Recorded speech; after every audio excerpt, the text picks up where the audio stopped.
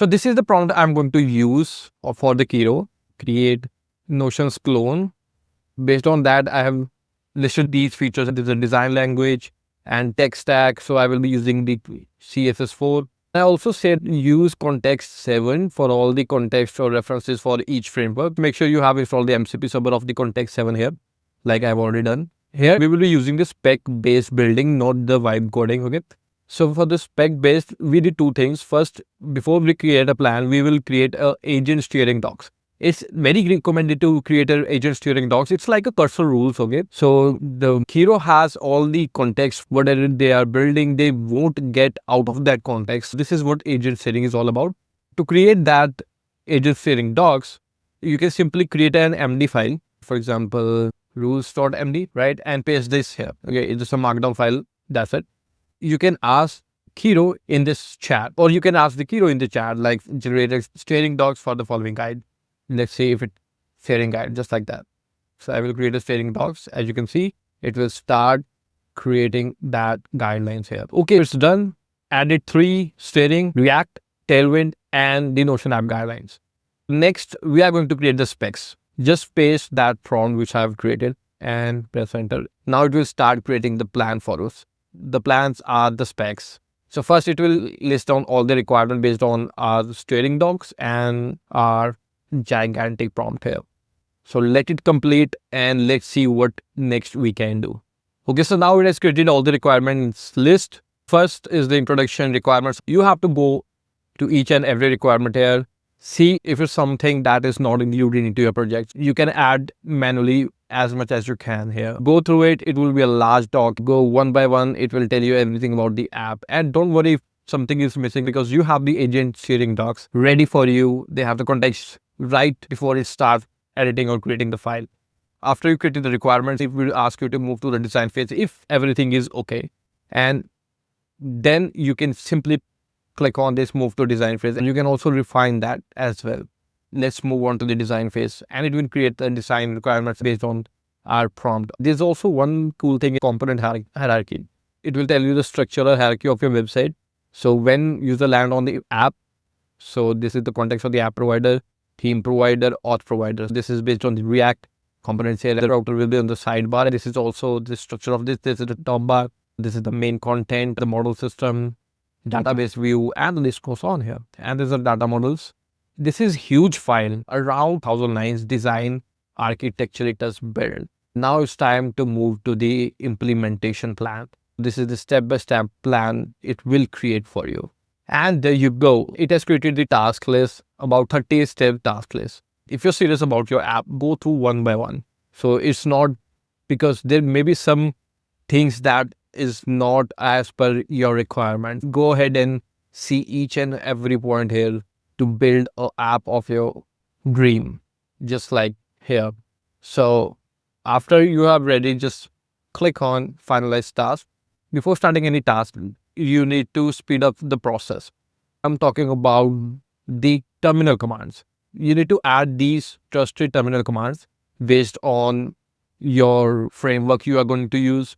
So I will be using React, which is part of the Node.js. So everything starts with the npx or npm. So I've already added that as a base. Why it's required? Because if you don't add the trusted command, it will ask for permission again and again.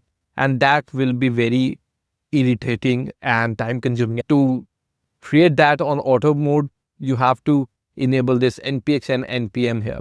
If you're going to use Python, you have to do that as a base of Python 3, and there's this asterisk mark which tells Kiro to go on, don't interrupt, don't ask my permissions. So this is the base command you need to add to speed up the process. Otherwise, it will take a lot of time to create such apps.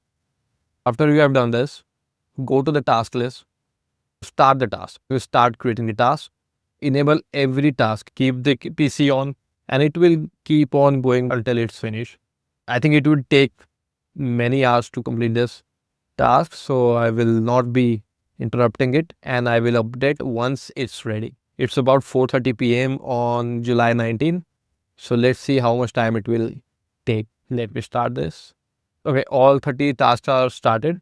And to see your task list, here is an option to see the task list. On the current task is on the execute task one, which is the project setup and core infrastructure.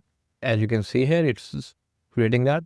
To see the files on the left side, you have a file structure option, and you can see a Notion app is being created here. So let it go. On the right, we have a command that is on auto mode. It doesn't ask my permission, but if you don't enable that step, it will keep on asking you on every step.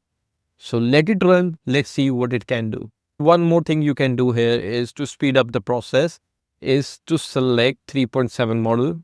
It will be faster, way faster than the 4.0. Let me come back after it's finished. Okay, so after exactly 3 days and 4 or 5 hours later, here we are. Initially, it has so many problems while it's running the application because I needed a token installed. As you can see earlier, that how detailed prompt I have provided about creating a Notion clone. Each and everything was detailed. CSS rules, colors, layouts, everything was detailed. Okay, so it installed with the help of Docker. And after Docker started, it did all the dependencies. Let me show you on the Docker here. This is the Notion app, which is the container it has created, and it's currently running. So let me give you an overview. This is the app. It has the toggle on and off, but this is not what I wanted. It was clearly written in the instructions that you need to add icon with the toggle on and off. And in this document section, this is not what I wanted. I wanted with the login logout system. It does have login logout system, but it is default with just like this. And there's no logout system as well. Going to the documents to create a document, there's no way I can create any documents here. No way I can create any databases, calendar. I can just not even select the calendar here. After an hour of iteration, I know where it lacks the component linking of the project and the roots. It's so bad in resolving the issue, I can't even tell you. These are the files, and it literally says these are the components that has the problem. And problem is so much. So linked problems are there, and as you can see, this is the expected semicolon. So many errors down the line. It does not fix it. Maybe it needs a more refined way to use agentic coding because Windsurf and Cursor is way ahead. It may resolve such issues in the future pipeline. I suggest you to use vibe coding. Vibe coding does a way better job if you compare to the Specs Driven. Specs Driven are for those who have a high knowledge of coding. As you can see, the list of 75 problems. And I've resolved, I think, around 50s of this. So it was done in the morning of today, but I keep on iterating it after I manually edit the code. Even then, there's plenty of problems in this. For me, maybe you don't have that much of a problem. There's miles to go, and I prefer to use vibe coding. It's way better than the specs. The idea of agentic steering, okay, all the collaboration, all the tasks, it's amazing, to be honest. So maybe they will develop all more in the little stages. For now, this is it. And they're still in the public preview. Give it a time. But for now, I love Windsurf and Cursor. Then rest of the agentic IDEs. So I really like this tool. Let me know in the comment box. And in the next video, I will be doing some research on the agent hooks, how to use that part. For that part, you need to subscribe to the channel. So see you in the next video. Until then, bye-bye.